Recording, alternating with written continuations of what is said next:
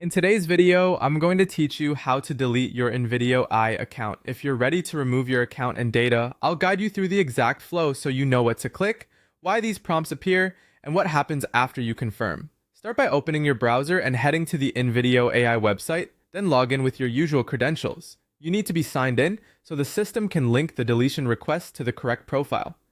Once you're on the main dashboard, look up to the top right corner. You'll see your profile icon, which might be your photo, your initials, or a simple avatar. Click that icon to open your account menu. In the menu, choose Settings, sometimes shown as Account Settings. This is where InVideo AI keeps your profile, security, and privacy controls.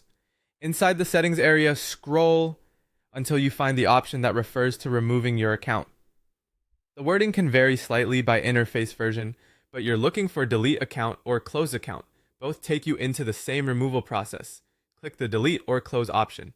You'll typically land on a clear warning screen that explains what deletion means. You'll lose access to your account, your projects may be removed, and once the process completes, it can't be undone.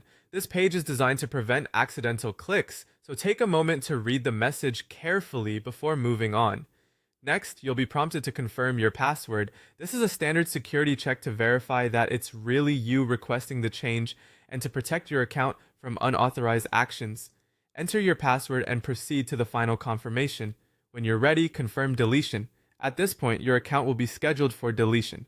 Usually, that means the system starts a short processing window during which access is disabled and associated data is prepared for permanent removal. You may be signed out right away, and you might receive an email acknowledging that the deletion has been initiated.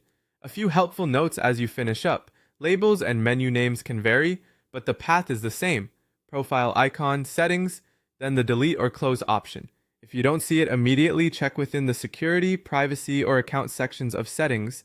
Also, remember that account deletion is different from simply logging out, and it can impact any active benefits tied to your profile.